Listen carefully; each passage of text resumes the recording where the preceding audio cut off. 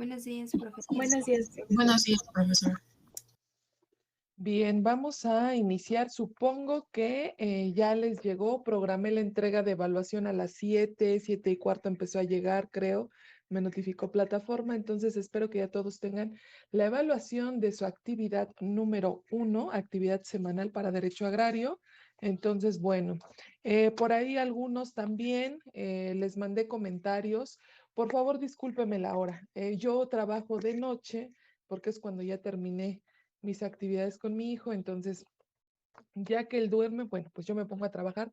Espero no ser inoportuna porque todo llega a su correo, pero le tengo que mandar esos comentarios porque no los guarda la plataforma. Lo único que guarda es la evaluación. Entonces, yo simultáneamente estaba evaluando y mandando comentarios, pero la evaluación sí la puedo programar para que a todos les llegue al mismo tiempo. Entonces, espero no interferir con sus actividades y no haya sido tan tarde. Incluso por ahí hubo también personas que me escribieron. Entonces, bueno, no hay problema. ¿Sí? Ahorita platicamos de ese caso concreto. Ahora, con respecto a nuestro tema de derecho agrario, su definición, sus líneas. Voy a poner la lámina sobre la cual estábamos trabajando a razón de que me comenten si tienen alguna duda para definirlo, para ubicarlo y bueno, pues es momento de que lo comentemos.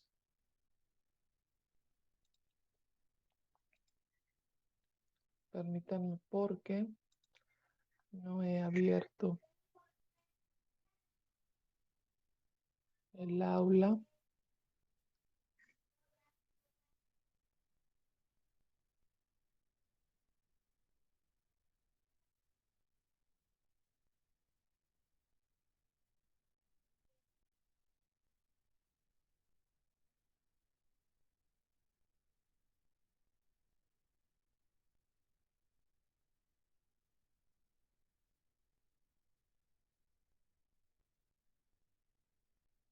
Creo que sí es visible. Si no, ustedes me comentan, por favor. Estábamos trabajando sobre esa lámina.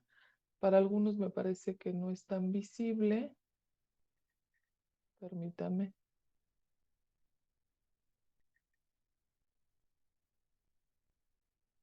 Ujú.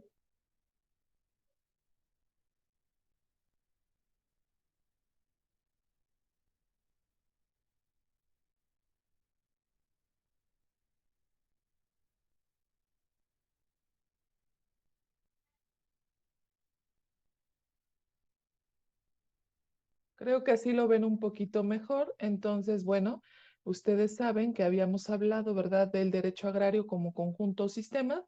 Vimos una serie de elementos, ¿verdad?, que precisamente nos ayudan a entender todo este complejo normativo. Vimos también las partes integrantes de la regulación. Hablamos de las modalidades de la propiedad social, aunque en esta última, muchachos, por favor, con cautela, no se me confunda. Si bien es cierto, está como parte de las modalidades, ejidos y comunidades son colectivos y esencialmente propiedad social. No es el caso de la pequeña propiedad individual. La pequeña propiedad individual nunca pierde esta naturaleza de propiedad privada, ¿sí? Entonces, aunque diga aquí en estricto sentido y de repente llegue este cuestionamiento de cuáles son las modalidades de la propiedad social, bueno, la respuesta concreta sería ejidos y comunidades. Excepcionalmente, hablamos de pequeña propiedad individual, siendo la excepción a la regla, ¿sí? Por favor, las relaciones entre los diversos sujetos agrarios, hablamos de relaciones contractuales, ¿verdad? No sé, me parece que no mencioné ejemplos. Ustedes recuérdenme. Digo, creo que lo dije, pero no sé si quedó tan claro.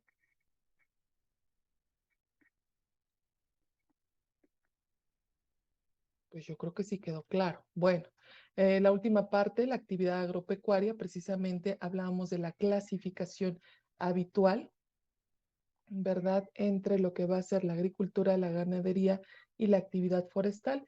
Aquí sí les hicimos mención que está regulado a partir del 115 y terminamos en el 124 con un procedimiento de enajenación de excedentes.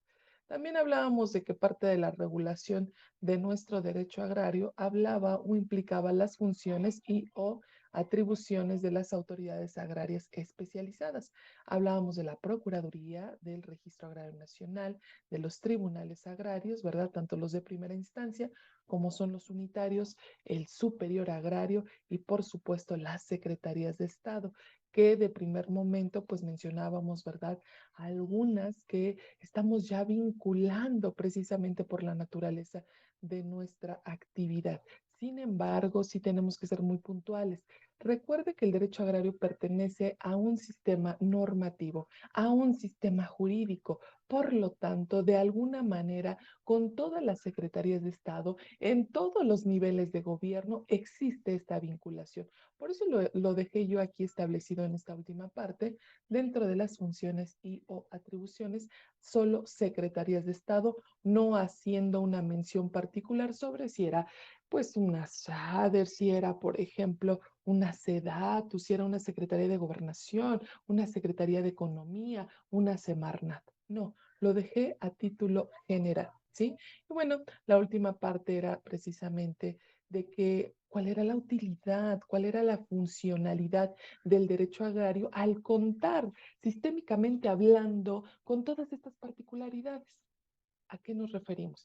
Tenemos cuerpos normativos, tenemos jurisprudencia, tenemos doctrina especializada, tenemos usos y costumbres, tenemos reglamentos internos, tenemos la forma de convivencia económica, social, hasta política que se da, porque ¿sabe qué? Que estos grupos tienen una organización particular, que es interna. Acuérdese de ese ejemplo que manejamos como las reglas de casa, ¿sí? Entonces, estos colectivos tienen esta normatividad perfectamente que ha sido validada en su mayoría, en su mayoría. ¿Por qué? Porque también habrá situaciones fácticas que por supuesto que se escapan a los ordenamientos, que están lejos de pertenecer formalmente a un reglamento interno, a un estatuto comunal y que por supuesto estas colectividades en algunas ocasiones realizan prácticas que son contrarias a la norma, ¿sí? Entonces, eso por supuesto que no lo va a encontrar usted en un ordenamiento particular, ¿sí? Bueno, vimos también la ubicación y yo les dije, les comenté la clase pasada, hablamos de lo que es el derecho público, ¿verdad? En estas relaciones subordinadas, en esta participación, en esta interacción que se tiene del Estado mexicano en cualquiera de sus niveles a través de su administración pública, pero que siempre lo hace a título nobiliario. Digo, ya sé que me va a preguntar, maestro, pero en México no están permitidos los títulos nobiliarios, correcto, pero el Estado en esta supremacía de actuación, por supuesto que lo hace. A nosotros como gobernados no nos pregunta, no nos dice, no estamos negociando. ¿Por qué? Porque es una relación de subordinación. En este imperio que le da la ley con nosotros, frente a nosotros, por encima de nosotros como gobernados, se establecen estas relaciones de subordinación. Por excelencia, estas disciplinas tenemos que decir, pues es el derecho administrativo, por supuesto, tiene usted razón. En el siguiente apartado hablamos también de el derecho privado. Aquí cambian las cosas. Ya no nos interesa cuáles son los actores que están interactuando. Nos va a interesar rescatar la particularidad de esta vinculación, de esta relación, que es en un plano de coordinación. Es decir, dejamos esa supremacía tratándose, por supuesto, ¿verdad?, de entes gubernamentales, entidades y dependencias en cualquiera de sus niveles, sí tienen una vinculación con nosotros como gobernados, pero solo para ese acto dejan de ser autoridad y lo hacen a título de particulares. Ahí sí, estamos en el mismo plano, le llaman plano de igualdad jurídica. En ese sentido, entonces, estamos hablando por excelencia de algunas disciplinas jurídicas que podemos nosotros señalar se agrupan dentro de este derecho privado y estamos hablando del derecho civil. Ahora, dejando de lado la clasificación tradicional, saben ustedes que nuestro país se distingue, ¿verdad?, por muchas cosas, pero para este caso concreto se va a distinguir por una preocupación, por lo menos en el plano legal, de que de pretender buscar que se garantice la protección de los más débiles. ¿A qué nos referimos? Al derecho social. Particularmente yo les dije que combino con aquellos que expresan, ¿verdad?, que el derecho agrario es derecho social. ¿Por qué? Porque desde mi punto de vista tiene características que lo hacen por naturaleza pertenecer ¿a qué? Al derecho social. Por supuesto que no es el único, no es el único, vamos, ordenamiento, ¿verdad? No es la única disciplina jurídica que tiene sujetos débiles, económicamente hablando. No es el único que necesita una vamos, que a través de la ley se busque equilibrar, que sea un trato justo con los demás integrantes de la sociedad. Tengo que hablar también de los trabajadores, tengo que hablar también de los niños, tengo que hablar también de las mujeres, tengo que hablar también de los adultos mayores, ¿sí? Por excelencia, bueno, pues las disciplinas de derecho del trabajo, derecho agrario, seguridad social, son aquellas que vamos a ubicar en esto que hemos denominado derecho social, la tercera subdivisión del sistema normativo mexicano. Y bueno, hasta aquí. Ya con este contexto, me parece que tiene usted elementos para poderme preguntar si tiene alguna duda.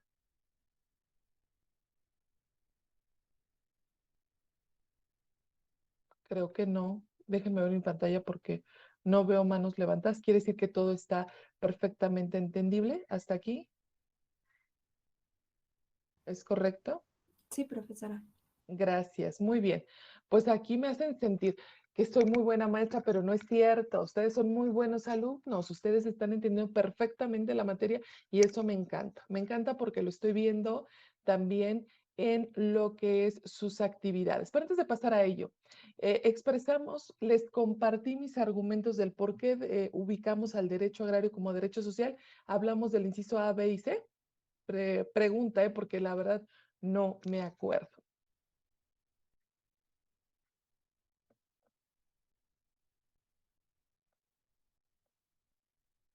Sí, eso sí lo vimos, maestra. Ay, muchas gracias. Bueno, entonces creo que esta nota quedó perfectamente clara y ahora vamos a comentar voy a dejar de presentar para poderlo observar al mayor número. Miren, somos 83 en clase, quiere decir que me faltan, bueno, no, ya se nos fue uno, 61, nos faltan 24 personas, pero bueno, a ver, con los presentes. Quiero, en términos generales, felicitarlos por el desarrollo de la primera actividad semanal. Quiero también decirles que, eh, pues yo leo los trabajos, ¿no? Y por ahí incluso tuve algunas dudas sobre sus contenidos. Eh, Al yo sugerirles una fuente de consulta, bueno, pues, ¿cómo expresarlo? Seguramente, pues voy a encontrar, como fue el caso, pues todas las actividades se parecen, ¿no? Vamos a decirlo así. Pero bueno, hay algunas que por supuesto son una copia de la otra porque tenían los mismos errores. Entonces, por favor, en lo sucesivo, evíteme hacer eso, solamente cambiando el uso de color y la fuente y ya estamos entregando actividad. También quiero decirles que en términos generales, no lo compartan, ¿no? Pero en este grupo hay como en su mayoría un esfuerzo que se encuentra visibilizado en el resultado. Quiere decir que están dedicando tiempo a las actividades semanales. Entonces, eso me agrada mucho porque más allá de una calificación numérica, pues uno reconoce el esfuerzo, ¿verdad?, que están haciendo por realizarlas. Pero bueno, es momento de comentar su contenido, esta evolución normativa, ¿verdad? Esta evolución que nuestra materia nos obliga a conocer, por lo menos en sus líneas básicas, porque bueno, pues tendríamos que dedicar gran tiempo de este curso para conocer cada uno de los acontecimientos de carácter histórico, que por supuesto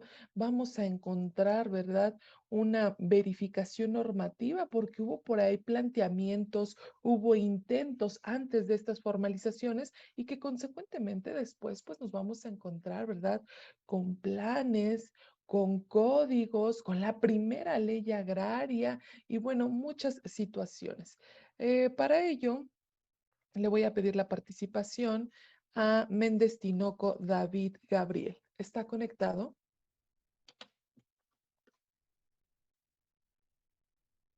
No está conectado. Ok. Velázquez Manjarres, Christopher.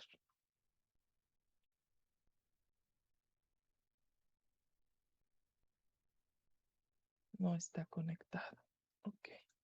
Creo que tiene Contra problemas con su internet, maestra. Jenny, gracias.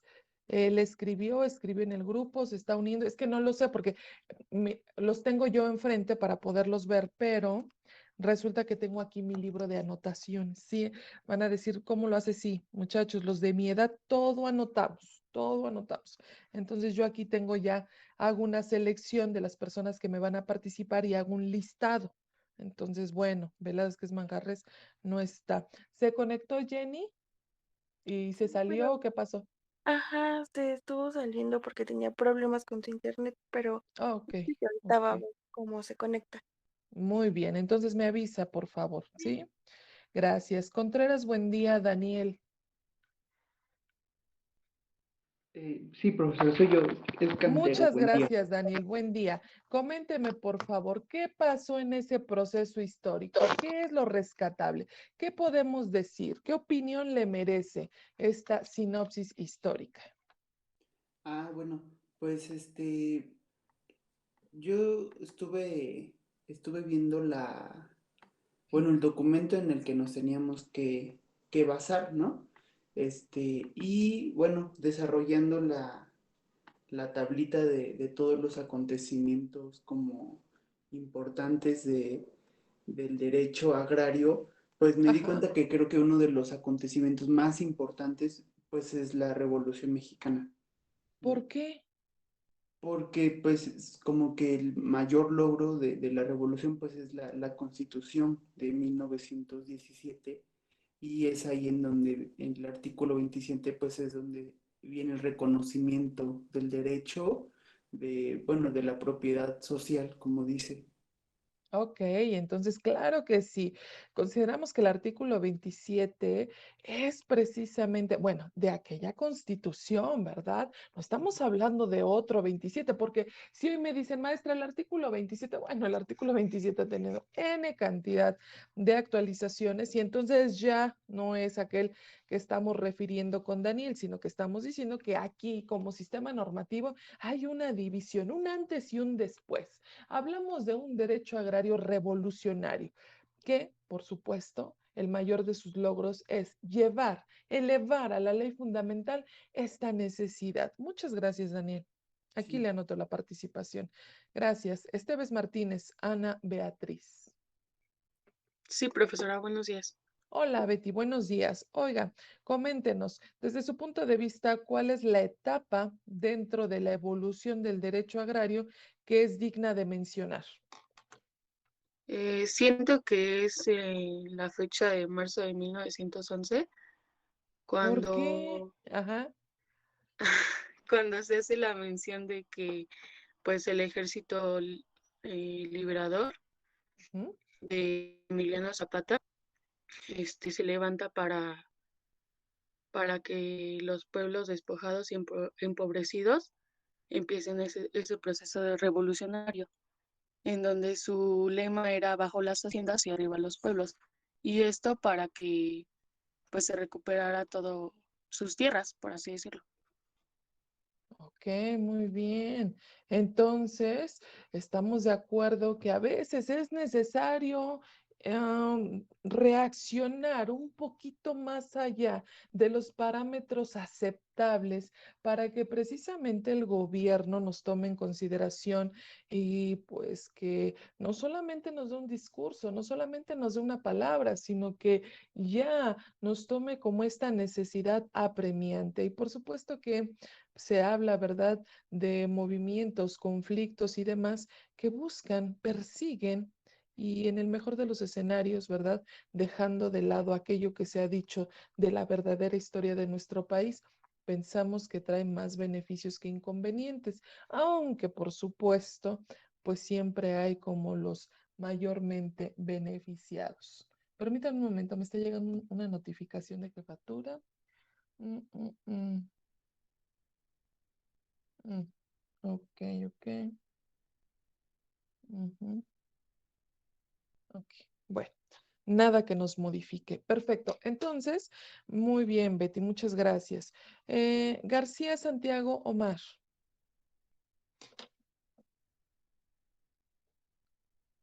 ¿No está? Muy bien. Hernández Anides César. ¿Lo dije bien, César?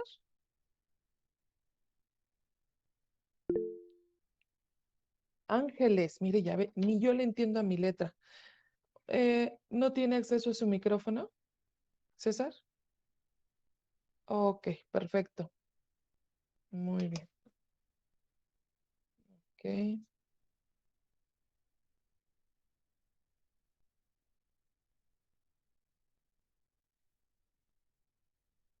Jesús Javier Irigoyen Fuentes. ¿Está?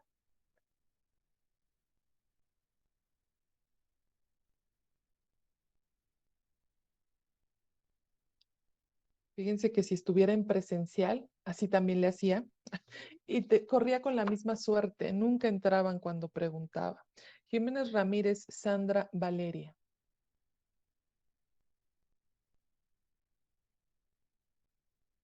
Está. Justo están en los 19 que no. Yo elegí 10 personas para participación y miren, justo están ahí. Loma Ubilla Ángel. Sí. Sandra. Sandra, no le sirve su micrófono. A ver, Sandra. Ok. Permítame, por favor, abogado Ángel. Aquí le vamos a poner que no sirve el micrófono. Muchachos, sí es importante, digo, no es obligatorio, lo mencionamos, pero no sé de qué otra manera puedo recabar yo participaciones. Entonces, háganme favor de buscar una solución porque sí necesito estarlos escuchando, ya no viendo. Dijimos que la cámara en atención a a las recomendaciones, ¿verdad? Le agradezco mucho, Sandra. Entonces, bueno, me quedé entonces con Ángel, ¿verdad? Loma Ubilla. Lo escucho, por favor. Desde su punto de Ah, vista, ¿cuál es la etapa, el acontecimiento que llamó su atención y por qué? Tengo uno chiquito que es antes y durante el México prehispánico, que fue cuando estos pueblos nómadas pasan a ser sedentarios, porque la misma lectura nos dice que esta fue el hecho que sienta las bases para las comunidades agrarias y campesinas. Ajá. Pero y entonces Y en este sentido, esta transformación, perdóneme la interrupción, esta transformación que vemos, bueno, pues es como muy precaria, ¿no? Donde precisamente estas colectividades buscaban ya un lugar que contara naturalmente con las condiciones para que pudieran que pues desarrollar sus actividades, que pudieran ellos proveerse de sus alimentos, que pudieran ellos recuerden, en esos ayeres lo que se pretendía era buscar extender que su dominio sobre las tierras. Entonces, aquí vamos a ver nosotros que también es importante precisamente, ¿verdad? Y aquí tendremos que vincularlo incluso con un principio, ¿verdad? General del derecho, primero en tiempo, primero en derecho. Es decir, las primeras colectividades que ya de manera sedentaria, ya como un grupo asentado, ocupaban un lugar determinado en el territorio, pues son los que tenían que disfrutar, ¿verdad? De todo lo que existía en el lugar. Digo, lamentablemente sabemos que también hubo una lucha interna por el territorio, hubo culturas, ¿verdad? Que ya podemos nosotros ver materializadas, que tuvieron incluso esta particularidad de que podemos nosotros decir que se destacan en muchas cosas. Sé que la historia ha mencionado, ¿verdad? Que vienen de Europa, de nuestros viejos continentes para conquistarnos. Pues no, muchachos. para mí no es una conquista, es simplemente una expresión natural también de la extensión del dominio. Y creo que eso ha sido eh, algo que históricamente a todas las colectividades de todos los lugares del mundo les ha distinguido. Recuerden que al extender su poderío, pues obviamente son naciones más ricas, ¿verdad? Naciones controladoras, las primeras potencias. Entonces, claro que aquellos que supuestamente estaban más desarrollados, ¿verdad? También querían venir a nuevas tierras que vivían estos procesos de socialización. Muy bien, Ángel, gracias. López Lucas, Luis Fernando, ¿qué nos puede compartir?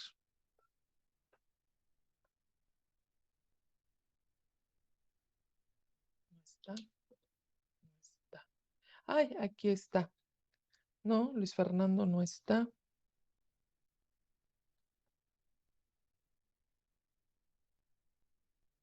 Javier, si llega con café a la clase, a todos nos invita a un café, ¿no? Aunque sea virtual. Bien. Rivera Morales, Ángel, ¿está o no está? Sí, profesora, buenos Ah, días. lo escucho. Buenos días. Por favor, Ángel, coméntenos. ¿Cuál es esa etapa histórica que llamó su atención? Espérame tantito, por favor.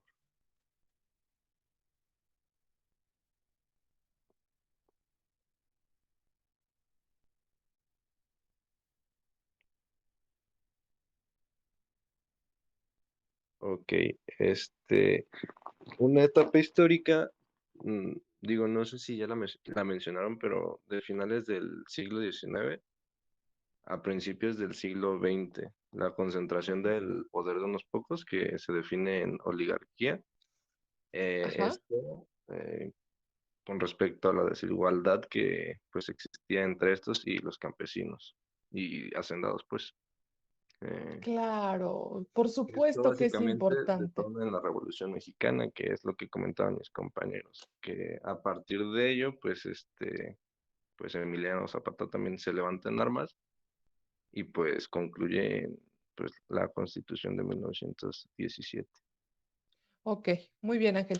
Pues resulta que precisamente tenemos esta justificación, ¿verdad? Esta exigencia armada que hacen, ¿verdad? A través de diferentes lugares del país, diferentes personajes, pero que en síntesis lo que pretende es precisamente el reconocimiento de la titularidad de los terrenos rústicos para la gente que realmente estaba trabajando la tierra. Y ni siquiera para los extranjeros, y ni siquiera para los hacendados, y ni siquiera para el clero. ¿Por qué? Porque esa situación era prevaleciente. Los que más tenían seguían acumulando mayores extensiones de terreno. Hubo un hartazgo generalizado, como seguramente en algunas ocasiones se siente con respecto al sistema. Pero aquí era todavía más evidente esta precariedad y las condiciones, ¿verdad?, de extrema pobreza. Ay, y seguro estoy que me están ustedes diciendo, maestra, pues hoy en día, maestra, no leyó los índices, hubo incremento de extrema pobreza, porque por ahí incluso hay una Secretaría de Estado que hace algunos años, ¿verdad? Salió con una innovación en cuestión de términos y dice que en México existe pobreza y ¿qué creen? También la pobreza extrema.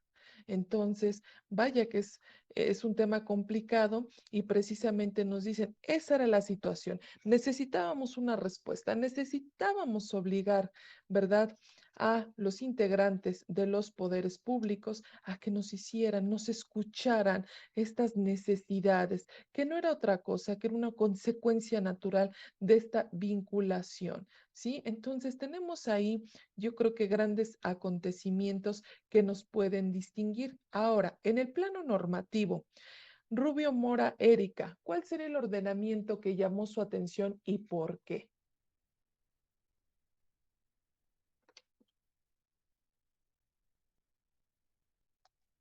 ¿No está?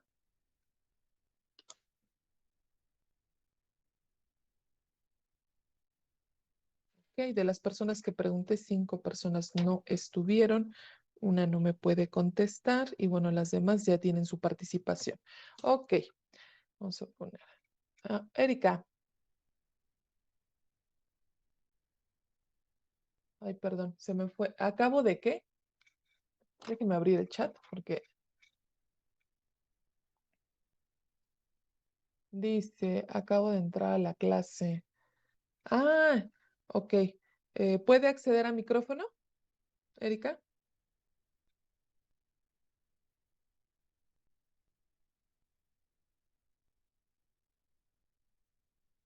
Ok, bueno. Entonces, ahora sí, vamos a dar oportunidad a aquellos que de manera voluntaria quieran participar. Siempre traigo personas para participar. Muy bien. Antonio Bermúdez, voy a abrir aquí para ver a todos en el orden que levantan la mano y después, ajá, Antonio Bermúdez y después Javier Moreno. ¿Sí? Sí, Antonio, lo escucho. bueno, Gracias. a mí lo que más me impresionó de este trabajo o la época que más me llamó la atención, al igual que mis compañeros, es la revolución y la etapa post-revolucionaria, pero esto es por todo el tiempo que aguantaron, ¿no? Todo el tiempo que tuvieron que pasar este lado vulnerable, soportando de abusos y que cada vez iban en incremento, que a pesar de que, por ejemplo, después de la independencia, se supone que ya las tierras tuvieron que haber regresado a los mexicanos, eh, pues realmente no se vio como que una mejoría o una protección a ese Un sector cambio, vulnerable, claro. sino que se vio un aprovechamiento, ¿no? Que es lo que hasta dice el texto que nos compartió usted, y se volvió parte únicamente de las personas poderosas, ¿no? O sea, las personas poderosas eran los que eran dueños y aquellos que eran vulnerables pasaron a hacerlo más y más y más. Fue soportarlo año tras año y tiempo con el tiempo hasta que ya pues llegó la revolución y fue donde ya se decidió, llegó un fastidio general, ¿no? No solamente de este sector, también en el sector laboral y ya culminando con la Constitución de 1917 en donde se decide proteger, ¿no? A estos sectores, protegerles y darles lo que les pertenece. Estoy de acuerdo totalmente con usted. Esta situación de desprecio, ¿verdad? De hartazgo, pues lamentablemente no cesó a pesar de estos movimientos, ¿verdad? Que nos costaron muchas vidas, que nos costaron muchos sacrificios y que hablaban precisamente de la situación de opresión que tenían los más, no decimos que todos, pero sí los más, aquellos mexicanos que por nosotros, ¿verdad? Y yo digo por nosotros porque a lo mejor ni siquiera pensando en, nos han beneficiado.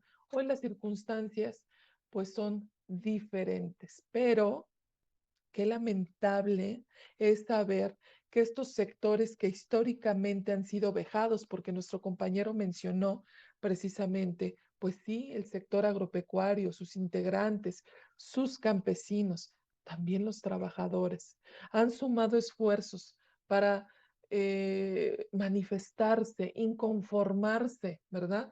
Pero parece que no son escuchados, parece que poco o nada. Digo, se transforma el ordenamiento y la pregunta sería, ¿y se transforma la praxis? ¿Realmente ha llegado a beneficiar a esos que desde la expectativa de una exposición de motivos se hace? Vamos a verlo. No quisiera yo responder, pero vamos a verlo al final del curso, ¿sí? Gracias, Luis Antonio. Seguimos ahora con Samantha Soto. La escucho, abogada. Buenos días, maestra. Hola. Bueno, para mí la época más interesante fue en la época prehispánica porque, bueno, bueno, leímos que a la llegada de los españoles, ya los pueblos originarios de aquí, pues ya tenían obviamente un sistema de agricultura muy avanzado, propiedades de familia, propiedad colectiva, y ya pues todas esas, pues entre todos hacían como que, bueno, consigan el alimento para toda una ciudad enorme, como lo era Tenochtitlan.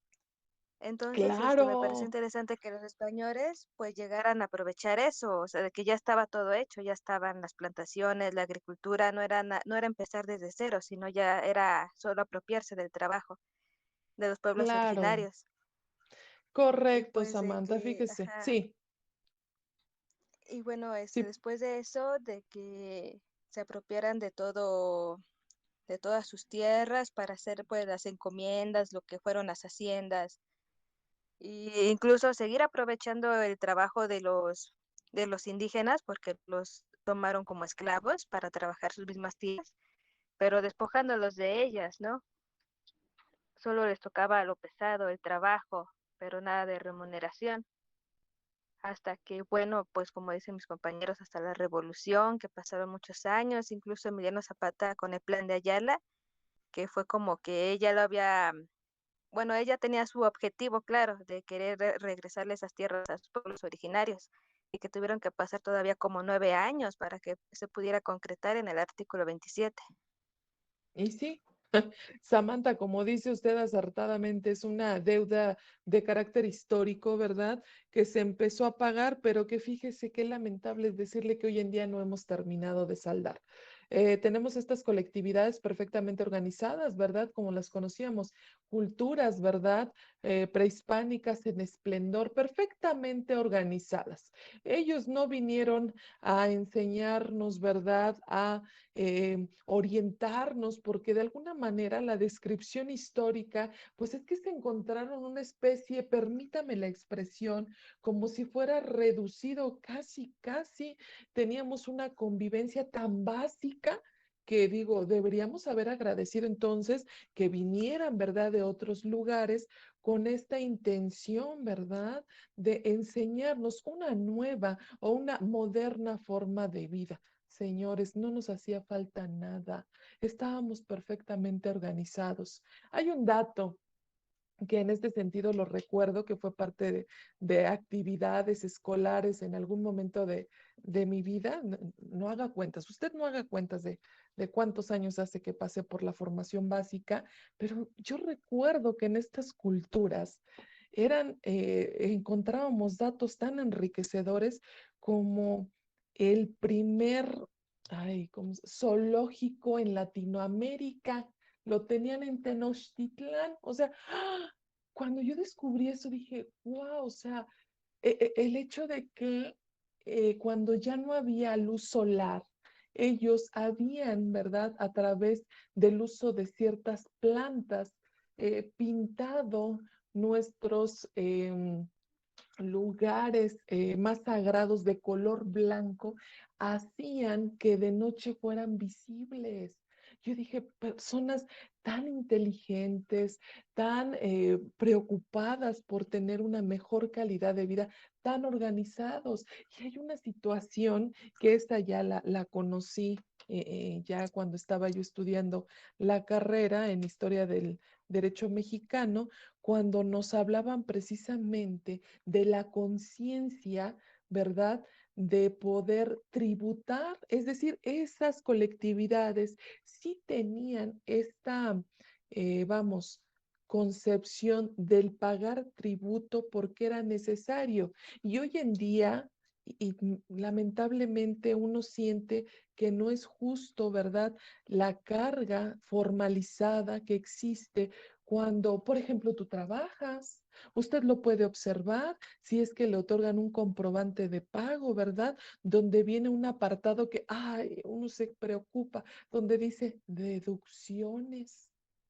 Y uno dice, ay, me están cobrando. Cuando uno va y compra ciertas cosas y ves lo que se llama los impuestos, cuando anualmente, ¿verdad? Tienes que pagar y tienes un automóvil, ya lo pagaste o lo estás pagando y tienes que pagar y tienes que llevarlo, y entrecomillado, ¿verdad? A verificar y tienes una casita, tienes un departamento, tienes un pedacito de terreno y tienes que pagar.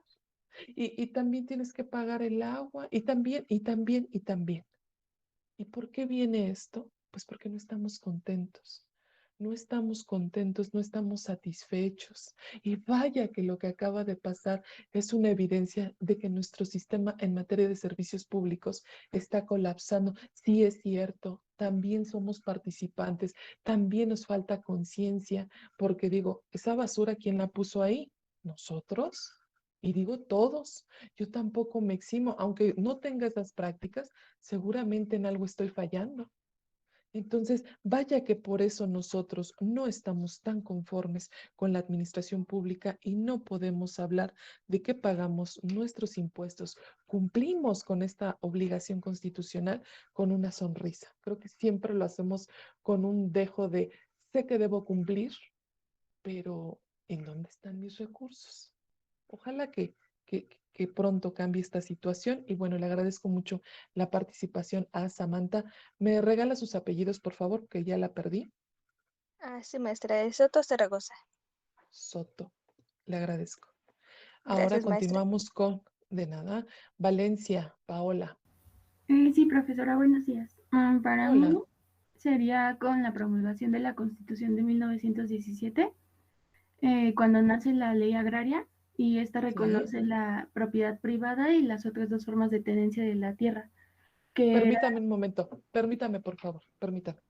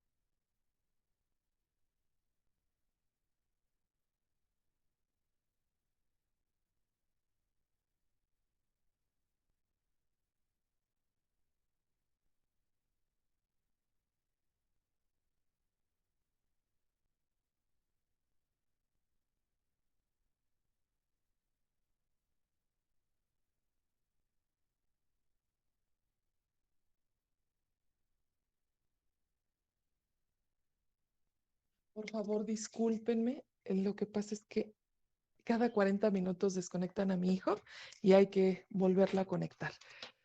Ah, perdónenme, interrumpí a la abogada. La escucho, por favor. Sí, profesora, no se preocupe. Bueno, le Gracias. comentaba que para mí era la promulgación de la Constitución de 1917 cuando nace la ley agraria y esta reconoce la propiedad privada y las dos otras formas de tenencia colectiva de la tierra, que, bueno, eran los bienes comunales y esta figura reconocía el derecho de la tierra y a los pueblos originales y elegido cuando los pueblos demandaban a las tierras por falta del documento colonial. Muy bien, claro que sí. Es fundamental precisamente el contenido y actualización de este numeral para que pudiéramos formalizar tenencia de la tierra y sus modalidades. Muchas gracias, Paola. Ya la anoté. Vamos con Javier Moreno. Lo escucho, por favor, abogado. Buenos días, profesora. Hola, Bueno, buen día. a mí lo que me llamó la atención de la lectura realmente fue el capítulo siguiente, que es algo más encaminado al derecho agrario contemporáneo. Y es con la reforma del 6 de enero de 1992, con el presidente en turno, que era Carlos Salinas de Gortari, que como menciona el artículo 27 que tenemos hoy en día, si lo comparamos con el original es totalmente distinto, y en esta reforma se modifica el artículo 27 en su párrafo segundo y tercero. Esto trajo consigo pues el fin del reparto agrario, la capitalización del ejido, es decir, que el ejido podía ser objeto de compraventa, se le reconoció una personalidad jurídica y se hizo una capitalización agraria, lo cual pues perjudica hoy en día a todos los campesinos porque muchos vendieron sus tierras y por ende se abandonó el campo. Pues fíjese, Javier, que efectivamente esas líneas las vamos a rescatar para la unidad número 2, donde vamos a hablar de la actualización al artículo 27. Sí, el antecedente es precisamente que tenemos una serie de leyes que antes de 1991, donde hubo este ejercicio de revisión y supuesta respuesta a las demandas de estos colectivos agrarios, bueno, pues sabemos que no es cierto. Esto ya existía, pero digo, ya ha llegado su momento oportuno, lo vamos a comentar. ¿Qué líneas tiene ahora el artículo 27? ¿Por qué era tan interesante o tan apremiante que en ese momento histórico se realizara su actualización? ¿Por qué se dejó sin efectos la Ley Federal de la Reforma Agraria? ¿Por qué ya no teníamos un código procedimental? Porque se supone que nos vendieron la idea de mejorar las condiciones de vida de los sujetos agrarios. Vamos a ver si es cierto que a partir de 1992 hubo todo eso que nos dijeron en la exposición de motivos. Muchas gracias, Javier. Seguimos entonces con Juárez Álvarez Daniela. Sí, bueno, a mí la fecha que me resultó más importante es la del 6 de enero de 1915, cuando Venustiano Carranza emite la ley agraria con la finalidad de dar respuesta a a la principal demanda de la revolución, que era pues regresarle las tierras a los pueblos indígenas. Claro que sí. Créanlo que esa ley realmente respondía a las expectativas y realmente era un mecanismo jurídico de carácter proteccionista donde para poder realizar cualquier acto se pedía una serie de elementos y requisitos que no eran un retraso, una incomodidad, sino todo lo contrario. Buscaban proteger y fortalecer la tenencia de la tierra. Lo vamos a ver porque en la unidad número 3, concretamente, ya vamos a empezar a revisar las pautas de la ley agraria. Y ustedes mismos váyanse quedando con estas ideas generales, donde me van a decir si efectivamente se cumple con las premisas que ya nos estaban aduciendo de esta actualización del artículo 27. Vamos a ver si realmente era necesario realizar esta modificación de ordenamientos reglamentarios en aras de un supuesto beneficio. Lo vamos a ir viendo, ¿sí? Muchas gracias, Daniela. Continuamos entonces con María Esmeralda García. Sí, profesora, buenos días. Buen día. Bueno, yo considero, bueno, la época que más llamó mi atención fue la colonización por parte de los españoles, ya que, por ejemplo, antes de que estos llegaran a Mesoamérica, los campesinos, que eran quienes trabajaban la tierra, pues no tenían como tal un, ¿cómo se podría decir? Pues un trabajo muy forzado. Me refiero a que pues ellos en sí todos trabajaban de forma colectiva y pues se apoyaban mutuamente. Y sin Así embargo, es. cuando los españoles llegaron a Mesoamérica, el trabajo ya no se volvió como, ¿cómo decirlo? Equitativo. Pues sí, ya no fue equitativo porque pues los forzaron a trabajarlo para que estos produjeran productos de los cuales pues los españoles se iban a servir. Entonces yo considero que aquí es cuando pues como que el esclavismo se vuelve más evidente y pues nacen las relaciones de subordinación por parte de los españoles, ya que los empezaron a explotar por el trabajo que estos ejercían. Yo creo que bien, como lo expresa Esmeralda, tenemos esta situación de que antes teníamos precisamente una clasificación. Recuerde usted que había una organización interna perfectamente entendida y aceptada. Y le digo esto porque cada uno de los integrantes de esas colectividades entendía el papel o rol social, económico y político a desempeñar. Es decir, nosotros ya sabíamos, ¿verdad?, que nos tocaba en razón de algunas circunstancias particulares, ¿verdad? El hecho de, por ejemplo, formarnos en el arte de la guerra. Por ejemplo, quienes iban a tomar decisiones. Por ejemplo, quienes éramos más hábiles en la labranza de la tierra. Y había esta generalidad de aceptación, lo que por supuesto los españoles desconocen y hay este dominio forzado, ¿verdad? Y nos reducen a cosas. Somos tratados en un plano de esclavitud en nuestro propio territorio. Entonces, bueno, muchas gracias, abogada. Ahora continuamos con y cerramos con Sarabia. Gustavo, lo escucho. Buen día, maestra. Hola. Pues yo considero que en la mayoría de las etapas, pues siempre se vio pues un abuso, arbitrariedades que llevaron pues a la formación del artículo 27 de la Constitución de 1917 y pues en nuestros días pues se sigue viendo pues ciertos abusos a los más desprotegidos, como por ejemplo Sí. con la materia ambiental, pues yo considero que tiene una íntima relación, puesto que en el video que nos mostró ayer o que quedó como tarea, la magistrada decía de que las consecuencias tanto ambientales y demás condiciones también afectan al campo de cultivo y a los agricultores. Claro, claro que sí. ¿Se acuerdan cuando mencionamos precisamente que desde mi punto de vista, pues difícilmente una disciplina jurídica, ¿verdad?, tiene esta autonomía que ya los autores nos establecen y que me parece que desde el diseño, ¿verdad?, sujetos, leyes, fuentes y demás, pues sí podríamos parcialmente estar de acuerdo, pero que existe esta vinculación, particularmente de algunas disciplinas jurídicas. Y el derecho agrario tiene, por supuesto, una vinculación directa con lo que se conoce como derecho ambiental. ¿Por qué? Porque sí es cierto, ¿podemos nosotros producir? Pues claro, ahí está la vocación agropecuaria del terreno rústico, pero tienes que ser, ¿qué? Amigable con el ambiente. No puede ser posible que económicamente, ¿verdad? Al paso del tiempo, no podemos nosotros aducir, argumentar o justificar precisamente bajo el amparo de solventar estas necesidades alimentarias, porque bueno, la soberanía alimentaria, muchachos, no la tenemos, no la disfrutamos y pues nos estamos acabando los suelos. Entonces, ¿qué es lo que está pasando? Pues que realmente no hay una preocupación, ¿verdad? Real, porque todos los que convergen en estos sectores lo hagan con la mejor de las intenciones, más allá de la vulneración de una normatividad, estamos hablando de un beneficio colectivo. Y acuérdense, muchachos, si a ellos les va bien, a nosotros nos va bien. Esto no debe ser diferente y debemos de cambiar la conciencia social.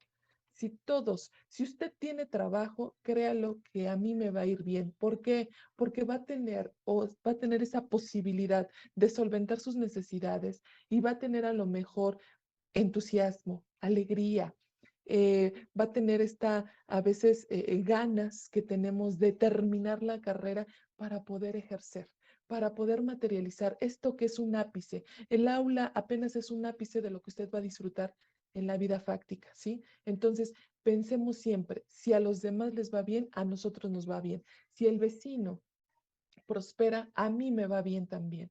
Con esa tónica tendríamos que caminar y por supuesto, estoy segura que se van a cumplir la normativa.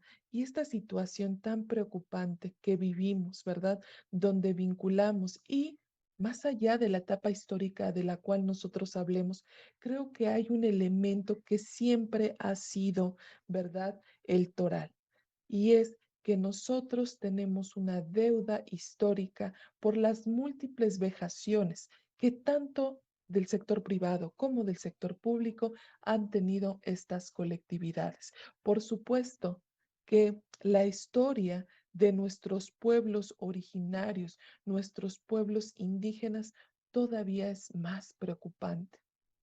A pesar de la evolución normativa que hemos tenido, a pesar de los esfuerzos, ¿verdad?, que se han dado en esta materia, lo más lamentable resulta es que se sigan presentando violaciones que son dignas de mencionar a las actividades, a la tenencia de la tierra. Ya no nos interesa porque, imagínese usted, creen el sistema que por una modificación a la ley fundamental, es decir, a la Constitución, la vida va a cambiarles.